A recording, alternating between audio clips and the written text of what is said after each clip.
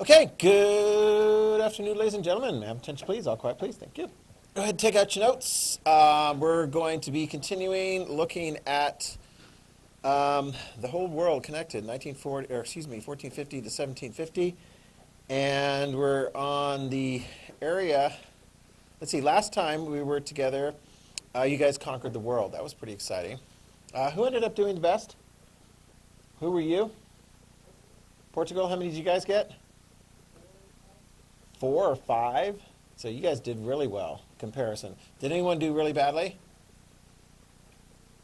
France? Okay. So I hope you guys had a nice break. Obviously, we're back, so welcome back, yay. And as far as things are going on, it is very important as the school has made an adjustment. So Mondays are like, you're not here in school.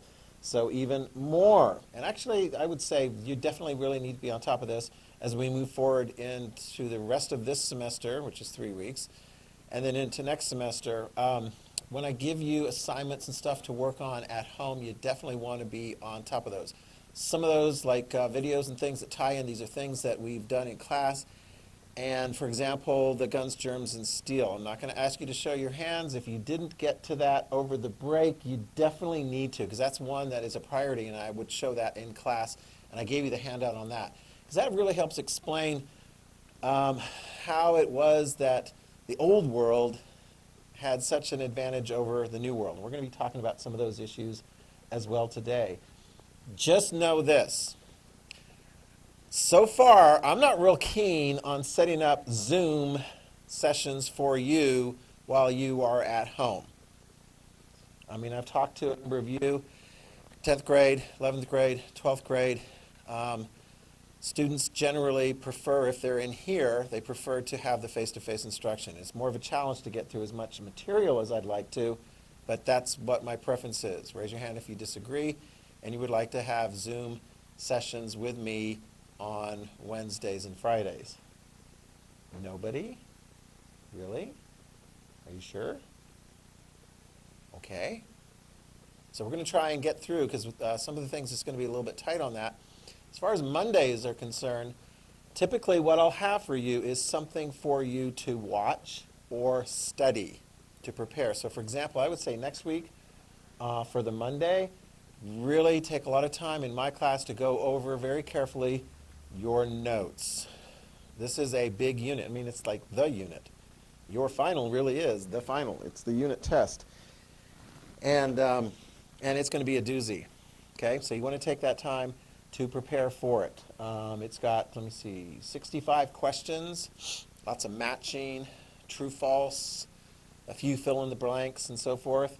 When we get back to class on Tuesday of next week, we will have wrapped up the unit. Hopefully we won't have any more to actually give you as far as new notes, and we'll give you a full-on review. And then you come in to class on Thursday of next week, and you take that test. So you want to be ready for it. Don't let it sneak up on you, because it's going to be a big component for your semester grade. We haven't had that many components so far. That will be a big component, and so that's going to divide you up. So far, I think most of you guys are having a really strong grade in here, but you know, that could go away unless you come in with a strong performance on that test coming up, okay? So let that Monday be the one of the times that you spend really getting ready, going through your notes, getting ready for that test coming up. Typically, though, I would say we've gotten used to, you probably saw it on the announcements, each of the different courses has on Monday like an office hour. My office hour is 12:45 to 1:45. If somebody really needs to see me, they can get in contact with me. I'll post the Zoom link. We'll have a regular Zoom link, and that'll be for all my classes, 9 through 12. And but do it by 12:55. I don't anticipate, honestly, hearing back from too many of you guys here, maybe some of the at-home students, because you can see me. I mean, I'm here. And you can pop by at lunch or whatever, or if you've got something that really needs to be attended to, whip me a quick email, and then I'll get a response to that. Okay? You do have coming up between now and Thursday, you need to be getting ready for Chapter 16 quiz. One disadvantage, I haven't gone through any practice questions with you. Oh, well. One advantage, and actually a huge advantage, It covers chapter 16, which we've actually covered pretty well in the course of my instruction here in class. So there's going to be some of the stuff you'll be like, oh, I know that, I know that. Go through the study guide, and particularly if you see something you're like, fur trade? I don't remember talking a lot about the fur trade in class. Well, guess what? This is a reading comprehension quiz, so you need to make sure you read and prepare for the quiz, and we'll do that right at the beginning of class on Thursday. Okay? That sound good? All right. And one thing I would definitely say with respect to that quiz, there's a map. Let me see if I had one here. Yeah. There's a map in the book. It's something similar to this, not exactly. And you need to just like hone in on what are the territories that France, Britain, Portugal, Spain, the Netherlands got control of. Right? We know what you guys ended up control of. Portugal got control of a lot of things. And was it France ended up like having one thing? What did you end up having in the game? Do you even remember that? You didn't get last place? Who got last place? Just there was a there we go. There was a tie. Okay. Yeah. So my quiz is not going to be, and the test later is not going to be on what you guys did. It's going to be on what actually happened historically. Actually, let's throw this out. Raise your hand if you can tell me which country ultimately probably had the biggest, best, expansive world empire. Of those five, what would you say? The Spanish did pretty good. They got a lot in the New World, certainly, and they're eventually going to lose that. So Spain's a real good contender. What about Portugal? And they got Brazil. They'll have some stuff in Africa. Who pushes them out in the East Indies? What is Indonesia? Who pushed them out of South Africa? Remember who did that? Actually, in the East Indies, it's going to be the Dutch. And the Dutch as well here. And then eventually the British. The British are going to have a pretty extensive world empire. Okay? Including, as we'll see in next semester, colonies in North America, the 13 colonies there. We're going to be focusing a lot on that because that's us. That's going to be a big shift over to U.S. History. So pay very careful attention to that, all the different areas, because I've got a lovely matching section. So we'll say like Goa. You can't even see it on here. But Goa. Who's got Goa of the five? Portugal? Spain? France? Portugal. Yeah, go through, memorize those ones as you prepare for the quiz next time. Okay? All right, now, let's turn to this. In your notes, write this down. The Columbian Exchange. The Columbian Exchange. When the New World comes in contact, when the Old World, Europe, connected already to Africa and Asia, comes in contact with the New World, lots of things are going to start making their way back and forth. And sometimes all it takes is for something to arrive from one area into another area for the very first time, and you don't have to have a continuation of those types of things coming in. For example, maybe you guys know this. In North America, are you guys aware of any like Native American tribes that ride horses and like herd buffalo? Have you ever seen that? I mean, does that actually happen? I mean, in our country's history, eventually we'll have, the United States spreading west, and there'll be fights between the cowboys and the Indians will be on horseback fighting the cowboys on horseback and so forth, and there'll be buffalo, and everyone's going to be rounding them up and so forth. Tell me, what was North America like before Christopher Columbus discovered it? Were there horses? Write this down. There were no horses in North America before the arrival of Christopher Columbus. The first horses in North America, as I understand it, made their way into Spain, and somebody like, oh, there goes those horses. Oops, they got loose. I mean, what do horses do when they get loose? They make more horses. I'm not going to get into all the details, but more horses beget more horses beget more horses. And eventually you're going to have, spreading out into America, horses. And there were no horses before that. They're just going to spread. That's the gist of the Columbian Exchange. Things that are in one area start showing up in another area. And let's go through some of the examples, because it's just mixing everything. It's like this pollination or germination, or just like this mixing of all kinds of stuff. And you really want to line it up. Some of it's really cool. So for example, you want to talk about the cool stuff first, or you want to talk about the deadly stuff? Raise your hand if you want to talk about the cool stuff. Raise your hand if you want to talk about the deadly stuff first. All right, let's get to the deadly stuff. All right, write it down. Deadly. In fact, this was a key thing from the video, Guns, Germs, and Steel. Deadly. Which do you suppose, Keith, had more diseases that would impact negatively the other side, the old world or the new world?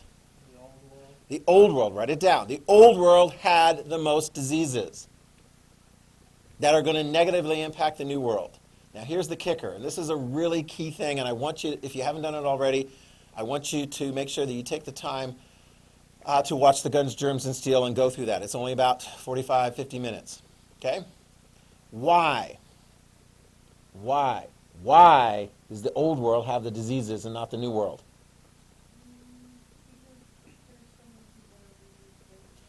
Well, that's going to be, okay, I'm not going to say that's wrong, okay, because that's actually going to help as far as like that herd mentality, the herd spreading of the diseases and so forth. But I want to follow up with a question. Bella, where did the diseases come from in the old world and not so much in the new world? That's it. Which livestock? Give me some examples. Yep, cows and pigs, okay? Sheep to a degree. I would say cows and pigs are some of the biggest ones, and they still are the sources of a lot of diseases that we get today, like influenza, the flu. That tends to originate out of pigs. I think chickens, sometimes you get some of the variants and so forth. They jump over to the human population. So why didn't they have a whole bunch of diseases in the new world from cows and chickens and pigs and horses and things like that?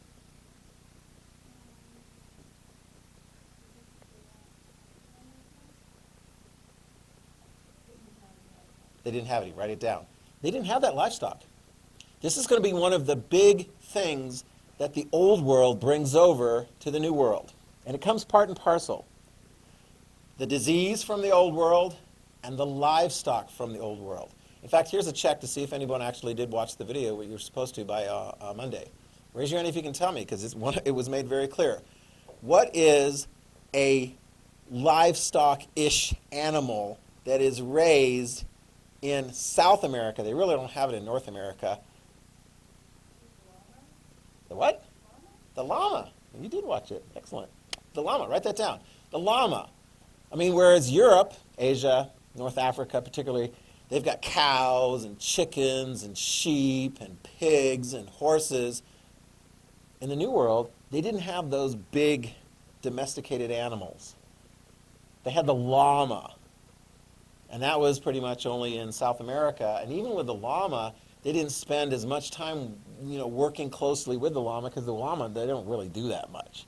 Whereas, I mean, good grief, the pigs, you use them, not so much for work, but, for a food source. Cattle, you use for work, and you use it as a food source. Horses, you use it for work.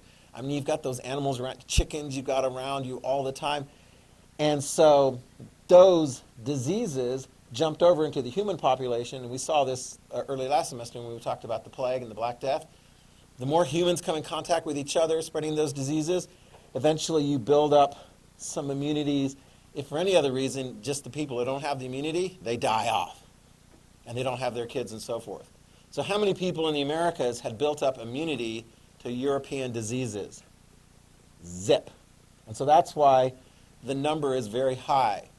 Raise your hand if you can tell me. What percentage, we mentioned this a couple times before, what percentage of people in the New World, and actually, frankly, in the Pacific as well, are going to die as a result of contact? 95 at the peak. For some of those, it's going to be that high.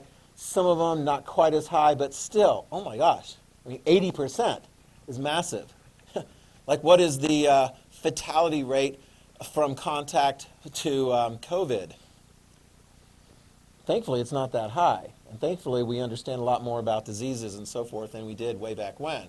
So, which is why people are wearing masks, because they understand the connection to that. And hopefully the vaccinations will do very well by everybody over the course of a year so that life can go back somewhat to normal. But I tell you what, the lesson that we're focusing on here right now is very relevant historically to what we're dealing with in our own lives and around the world. Raise your hand if you can tell me, what are some of the diseases? What are some of the diseases that they had in Europe that came over with people? Smallpox is a huge one.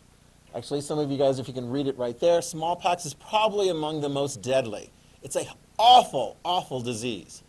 It's a horrible disease. It comes from cattle, gets into the human population, and when it gets into populations that don't have much experience with it, it is just like devastating. Probably had more to do with why the Europeans are going to be able to conquer the Americas than anything else. Even more than the guns and the steel part. It's the disease part, yeah. The plague is not over. It's going to be a component that's going to impact as well. So you can throw the plague in there as well. It's not over, okay? And I wonder when in your lifetime you'll be able to say, COVID is over. Because every time I think everything's going to be going well there, and I read some articles like, oh, there's a new variant in Britain, or there's a new variant that spreads a little bit faster, and they're going to have to tweak the vaccine that's coming out of like South Africa or something like, oh my gosh, what are these things? Are they alive? Do they just like change? Yep. Life forms change over time, and very simple life forms sometimes change too frequently, unfortunately. Okay? So, smallpox, measles, write that one down as well. Measles is also a deadly disease. I mean, you guys can get a vaccination for measles and not have to worry about that so much. You don't have to get a smallpox vaccination. We've actually been able to pretty much get rid of that by erasing it from the population, knocking it out in all the different places that it pops up and so forth, which is good. Although, this sounds pretty messed up, but how many of you guys have like resistance to smallpox? You're like, I don't think I do. I mean, do they have lots of vaccinations and so forth that go around to protect you against smallpox? No, because it's like it's just not out there. What if somebody wanted to be really nasty and like develop smallpox and like intentionally spread it in a population? Wouldn't that be awful? That's like a form of warfare. Are there literally going to be people in the Americas that are going to die by intentionally spreading disease? Make a note of this. Most of the people who die from these European diseases, like smallpox and measles, it happens naturally. Like, I trade with you. You're a native trader. I have the smallpox, but I have enough immunity and so forth. I guess I can carry it, and I carry it to you. I don't intend to spread the disease to you. All I intend to do is, you guys know this, to trade. I mean, it's through those trading contacts that a lot of the disease takes place. And that's how a lot of the disease was initially spread to the Americas. But make a little note of this. Every once in a while, you'll hear stories about how people intend to spread a disease amongst a group of people they don't like. So, for example, if somebody really didn't like your village and wanted you guys all out of the way and didn't want to get into a big fight with you, maybe we'll just give you a gift. What gift could I give them that would spread a disease and kill them that they wouldn't even know about it and they would accept it at that time? An animal that had it? I don't know. How about something I knew that they were going to use and get very close to? Like spread some smallpox on, I don't know, a blanket or something like that. That would be pretty nasty. So you hear stories occasionally about how people intentionally spread the disease among other folks, but the reality is most of it just spreads naturally. And so, put this down. As Europeans start going into the interior of places like North America and South America, they're shocked. Because as they go into the interior exploring, they're like, whoa, this is a really big village. Where are all the people? A lot of the people had already died off because of the disease that had gone before. And how did the disease get into that community? How? From you. How did you spread disease back into your home community? Yeah, exactly. He's like, I was just at the coast. I got all these really cool things from some really strange looking person that spoke some language. I don't know what to say.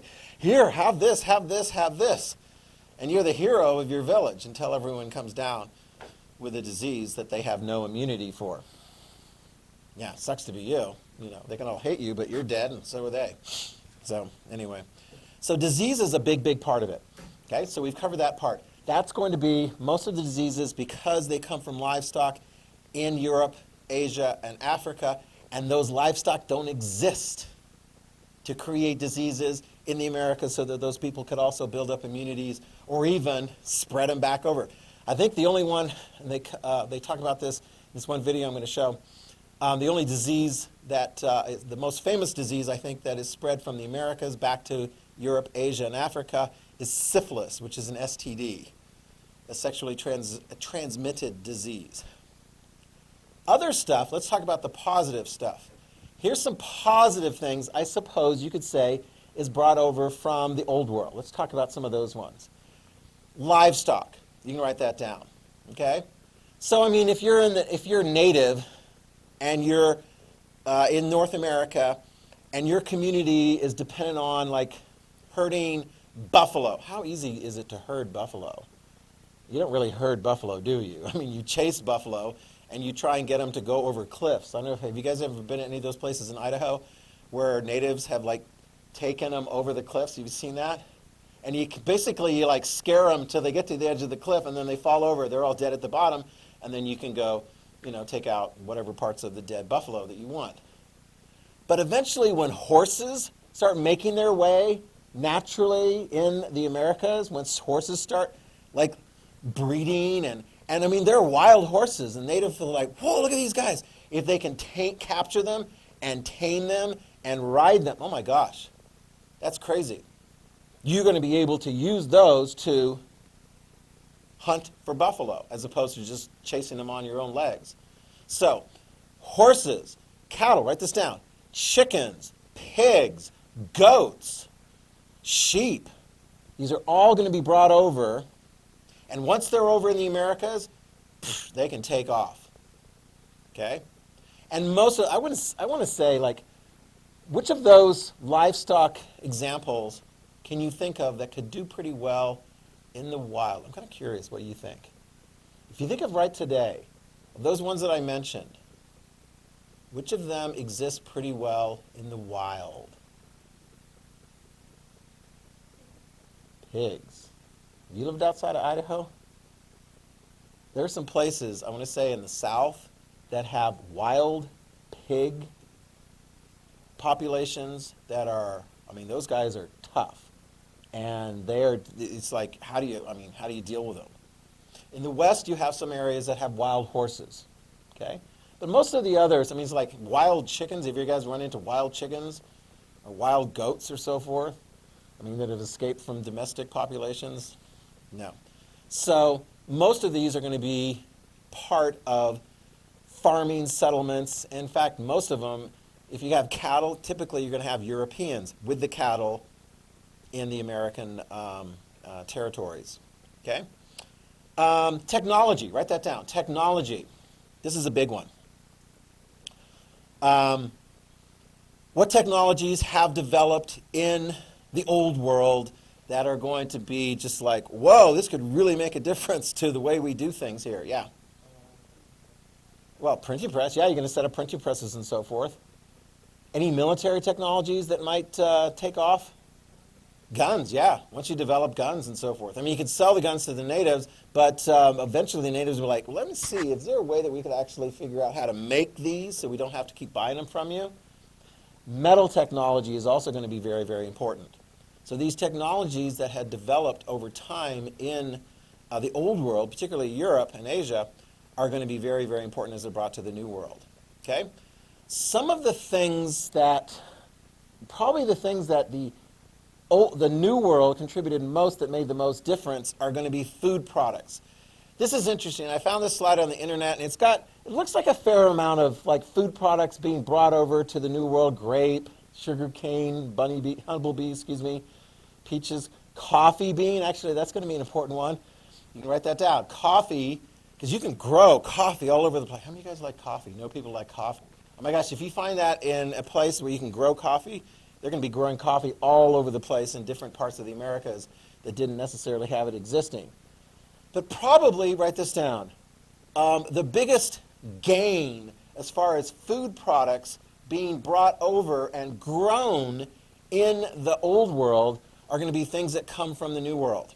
And number one is potato. You're like, Idaho? Aren't we famous for potatoes? That's a big part of our agriculture. I tell you what, potato is huge. Can anyone tell me what's so special about a potato? Do you like potatoes? Do you like them? How do you like your potatoes? You like raw potatoes? That's that's very nutritious. How many of you guys like potatoes that are like deep fried, French fries, or chips? Yeah, exactly. Or chili and sour cream and cheese. You know, throw a bunch of stuff on there that really makes it not as nutritious a meal. But put this down. Number one, write it down. Potatoes, very nutritious. My cousin, who's a potato farmer, tells me this all the time, and I know it. You know, if you take all that extra stuff that makes potatoes taste really, really good, it is a very nutritious food product. And it is not original to Europe, Africa, and Asia. It's original to the Americas, and there's all kinds of different variants of potatoes. Very nutritious, and here's the kicker. It has a great yield. Huh? It has a great yield. What do you mean yield? Like if I had an acre and I planted it with wheat, is that good? Yeah, I got an acre's worth of wheat. Well, if I had an acre and I planted it in potatoes, then you got an acre's worth of potatoes. Which has greater yield? Which has greater nutritious value from that 1 acre? Potatoes. Write it down. Potatoes. This is what's going to happen. When you start having potatoes brought over to Europe, and you only have to bring them over once, because once you plant a potato and then you're like, I'm going to plant more potatoes and so forth, you don't have to keep importing them from the Americas. You've got them in your neighborhood now. And you take some of the potatoes, you eat some of them, you take some of them and use them for seed. Anybody know how to do a seed potato? Yeah, you just plant part of a potato. Yeah, you just cut it into pieces, stick it in the ground, and it goes to seed. And it grows more potato plants. You're going to see, write this down, a big population increase in Europe, Asia, and parts of Africa because they start growing and eating potatoes. So an acre of farmland that used to maybe support, I don't know, so many people as far as the food that you could grow on that acre is now going to be able to support more. You're like, whoa, then we could have more kids. I mean, it's like, this is kind of a weird calculation, but populations are going to grow in Europe, Africa, and Asia because of the potato. As opposed to, another way of saying that, people aren't going to die as much of starvation because there's more potatoes. There's more food if you grow potatoes. Now, of course, you want to throw stuff on it so that it tastes good. The danger is relying too much on one crop, on one food product that you grow in the fields. Why is that dangerous? Can anyone tell me?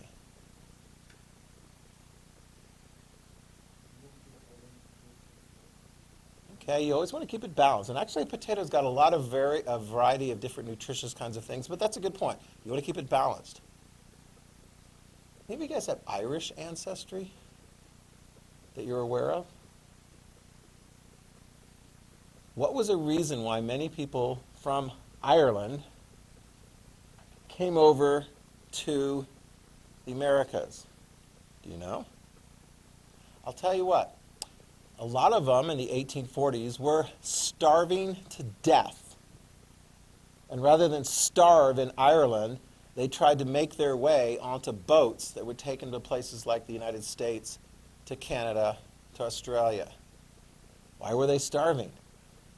Because previously Ireland had seen a huge growth in population because they were eating a lot of potatoes.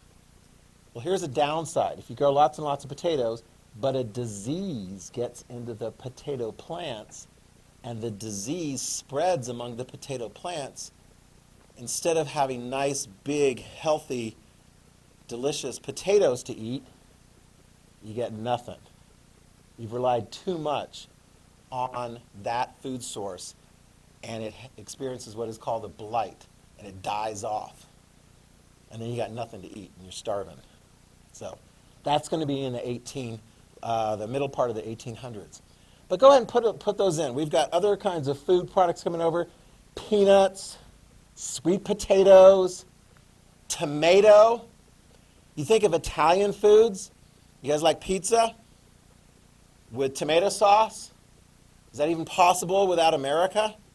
It's not. Until the tomato came over, you're not going to have that. Corn, beans, vanilla, and cacao, the cacao bean, to make chocolate. Thank you, Americas, for providing that for us. And tobacco. Write that down. What's tobacco for? What do you use tobacco for? Do you know what you use tobacco for? What's tobacco for? For cigarettes and stuff. So you can smoke it. What other ways can tobacco be used? You can just chew it. Yeah. Oh, sell it. Yeah, but I mean, like the ultimate consumer, what are they going to do with it? Chew it. Eat it. Do you eat tobacco? I don't know. That's an interesting one. I don't think you eat it, actually. I suppose. I don't know. But they chew it because there's like a nicotine effect that comes from the tobacco. And you can write this down. Tobacco is going to be very, very popular in Europe, Africa, and Asia. And it is a product that ultimately started out in the Americas. Okay? Sugar cane. Oh my gosh, that's going to be a huge one that we're going to have from the Americas. So that's going to sweeten things up. So you get some sugar cane, you get some chocolate and so forth. Lots of ideas and products and things that are spreading from here and to the other places. Okay? So big impact, Columbian Exchange. I'm going to pop in John Green now to give us a little bit of his perspective. Yeah, this is going to be fine. On the Columbian Exchange.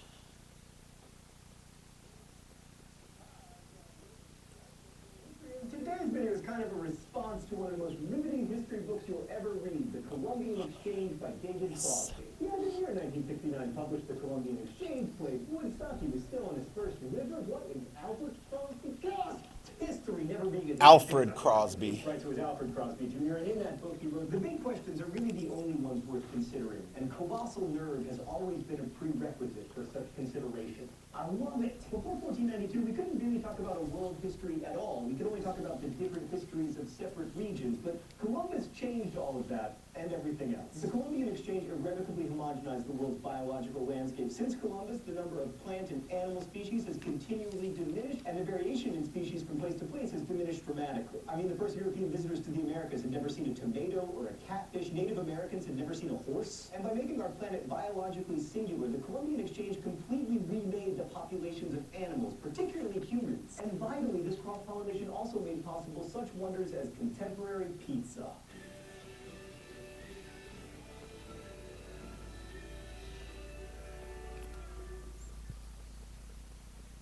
So we're going to break Columbia Colombian exchange down into 4 categories. Diseases, boy, you're looking good, smallpox. I'm glad you've been eliminated. Animals, plants, and people. Mr. Green, people are animals. Yeah, that's true of me from the past, but just for the sake of simplicity, we're also, you think about it, microbes are kind of animals, and plants are too. I mean, oh my God, shut up before I kill you and create a time travel paradox. Microbes, like those hairy blokes back there, were a definite negative in terms of the Colombian exchange. Terminology is hard here, but the majority of Caribbean islanders or Native Americans or Amerindians had exactly one response to the arrival of Europeans: death. We can't be sure how many natives died as a result of European arrival, but it was definitely more than 50%, and some estimates place it as high as 90%. Historians used to blame European brutality, which was definitely a factor, but the main culprit was disease. Smallpox is usually seen as the villain of this story, but it's more likely that a series of diseases in combination did the damage. Along with smallpox, Americans were killed by measles and mumps, typhus, chickenpox, none of which they'd been previously exposed to. This astonishing decrease of population was definitely the worst effect of these diseases, both psychologically and demographically, but the secondary effects were almost as bad. For one thing, the deaths of Aztec and Incan rulers touched off wars, which in turn made it easier to spread disease, because, you know, the number one way to catch smallpox is via hand-to-hand combat. Plus, leaders kept dying. Huayna Capac, the leader of the Inca Empire, succumbed to smallpox before Pizarro even arrived. His death led to a violent succession struggle between his sons, which was won by Atahualpa, who in turn was captured and killed by Pizarro. And without that war, the Inca would have had a much better chance against the Spaniards, whose numbers were comparatively tiny. A similar thing happened to the Aztecs. The Moctezuma, who eventually lost to Cortez, was the nephew of a much more powerful king who died of smallpox. And the death of that great king encouraged some of the smaller states in the Aztec Empire to rebel, and some of them even fought for the Spaniards. And another side effect of disease was starvation, because there simply weren't enough people left to grow crops to feed the living. And then malnutrition made survivors that much more susceptible to disease. In short, it sucked. The transmission of disease largely went one way, from the old world to the new, but the Americans did have one gift for Europe: venereal syphilis. It showed up in Europe around 1493, and even though Europeans are very fond of ascribing syphilis to each other, Italians called it the French disease, the French called it the disease of Naples, Poles called it the German disease, Russians called it the Polish disease. The truth is, venereal syphilis was spread by sailors who'd returned from the Americas. In fact, in his book, The Colombian Exchange, Crosby tells it like this: sailors, by the nature of their profession, are men without women, and therefore men of many women. We can imagine no group more perfectly suited for guaranteeing that venereal syphilis would have worldwide distribution. Who says history books are boring? Syphilis would go on to infect a veritable who's who of Europe, from Baudelaire to Gauguin to Nietzsche, not to mention... It brings madness if it's not treated properly. Families, meaning that syphilis may be responsible for many of those miserably boring dynastic power struggles of post-Columbus Europe. Anyway, nothing against syphilis, but it pales in comparison to the devastation wrought by old world diseases arriving in the new world. But the new world did have one gift for the old world that was pretty destructive: tobacco. Oh, it's time for the open letter, and there's been a costume change? That doesn't bode well. Do not do what he does. An open letter to tobacco. But first, let's see what's in the secret compartment. Don't be cinnamon, don't be cinnamon, don't be... Dang it! I guess... Do you know anyone who's ever done this? This is insane. Do not do it. Do not do it. I'm not happy about It's this. going to go in your lungs, and it'll burn. All right. I'm going to do the cinnamon challenge. 1 tablespoon cinnamon in my mouth, no water. Stupid. Oh, gross. Do not do that. Do not. Oh, boy, that sucks. They should have let the tape roll a little longer. I regret doing that, to be honest with you. Dear tobacco, I just did something really stupid, but at least it was cheap. I'm going to tell you 2 stories about smoking. The first comes from my high school history teacher, Raoul Meyer, who also writes Crash Course. When I was a senior in high school, he walked up to me and he said, I want you to keep smoking. I want you to smoke until the day after your 65th birthday, and then I want you to die so that I collect all of your Wow. Social Security. I would never say that to you. Quit smoking just 8 short years later. Here is an amazing statistic. Cigarettes were handed out to American servicemen during World War II, and more soldiers who started smoking during the war died from smoking than died from the war. So if the New World was looking to extract some measure of revenge for smallpox and measles and chickenpox, mission accomplished. Best wishes, John Green. Now on to animals. American animals like llamas and guinea pigs never really caught on in Eurasia. But imports to the Americas like pigs, cows, and horses were revolutionary. Let's go to the thought bubble. First of all, these animals, especially pigs, Oh, completely meat. changed the food supply. Pigs breed really quickly, they eat anything, and they turn into bacon, which made them heroes to the New World, just as today they are heroes to the internet. Here's how quickly pigs breed. Hernando de Soto arrived in Florida in 1539, he brought 13 pigs. By the time of his death, there were 700. That was 3 years later. The abundance of meat and plentiful land for agriculture and grazing meant that Europeans in the Americas very rarely experienced famine, and despite what you may have learned about religious and political freedom, the main reason Europeans came to America was to eat. Large European animals also changed the nature of work in the Americas. Before Europeans, the largest beast of burden was the llama, and at best it could carry like 100 pounds. This meant that for the long distance travel that the Inca engaged in, the primary transportation animal was Incas. Oxen, when combined with their plows, made it possible to bring more land under cultivation and also made transportation easier and more efficient. And plus, European animals remade culture. The grossly stereotypical American Indian, like from the movies, riding the Great Plains with an eagle feather headdress and war paint, well, he didn't exist before the Columbian Exchange because there were no horses for him to ride. And the introduction of horses allowed many Native Americans to abandon agriculture in favor of a nomadic lifestyle because riding around hunting buffalo made them far richer than farming ever had. Thanks, Thought Bubble. While animals and diseases completely reshaped the New World, it was New World plants that had the biggest effect on Eurasia. Sure, Europeans brought over some crops that we now grow here in the Americas, like wheat and grapes, both of which are necessary for Catholic Mass. But New World plants radically changed the lives of millions, maybe hundreds of millions of Africans, Asians, and Europeans, specifically by making pizza possible. Pizza. You like Canadian bacon and pineapple? I mean, until 5 No. years ago, Italians lived without tomatoes, without modern pizza or marinara sauce or pizza or ketchup or pizza or even pizza.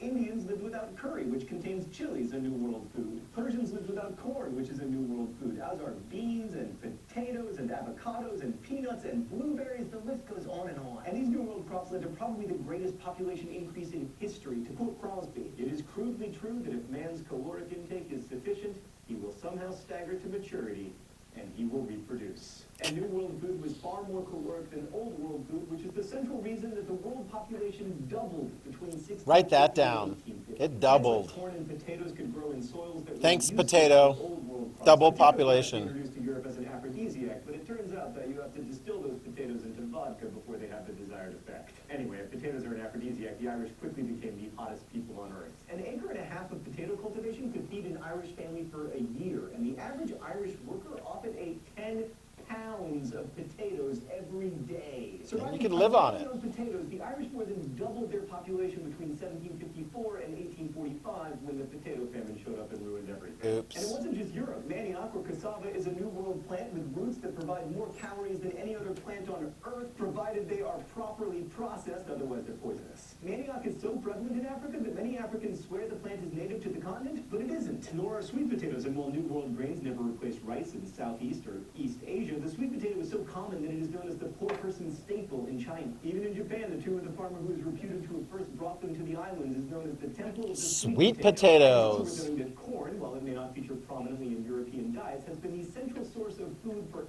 animals in Europe for centuries. And in fact, that's still the case. In 2005, 58% of the corn grown in America went to animal feed. It's the kind of thing you learn when you live in Indiana. All right, so last but not least, the Columbian Exchange involved the transfer of lots of people. Again, in the early stages, this movement was mostly one way, with Europeans and Africans, the Africans usually against their will. We'll cover that more later. So the Columbian Exchange led to the repopulation of the New World following the disease devastation of the initial encounter, and better nutrition allowed the population of the Old World to grow, which in turn placed population pressure on Eurasia, which led to more people coming to the Americas. In the process, the world's human inhabitants became more genetically and ethnically interconnected, but it also led to the horrors of Atlantic slavery, which we'll be discussing next week. What are we to make of the Columbian Exchange? It devastated the population of the Americas, it led to the widespread slavery of Africans, but it also allowed for a worldwide population increase, and the lives of some natives, including plains tribes like the Lakota, became better and more secure, at least for a while. Fewer people have starved since the Columbian Exchange began, but the diversity of life on Earth has diminished dramatically, and planting crops where they don't belong has hurt the environment. So on the whole, should we be grateful for the Columbian Exchange? And should we work to continue and deepen its legacy of globalism and monoculture? Crosby didn't think we were better off.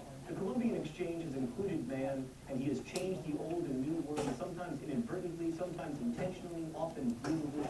It is possible that he and the plants and animals he brings with him have caused the extinction of more species of life forms in the last 400 years than the usual processes of evolution might pull off in a millennium.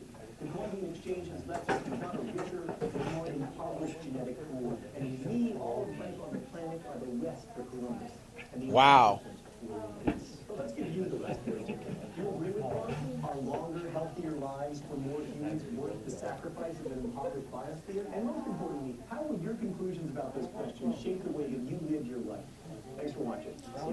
Thank you, John Green. Speaking of wiping out life forms and so forth, make sure you do that if there's any on your desks. Yeah. Prepare. 48 hours, less than. Come in, ready for the quiz. We'll see you guys next time. After you wiped it down, you can head on out. Okay. Au revoir.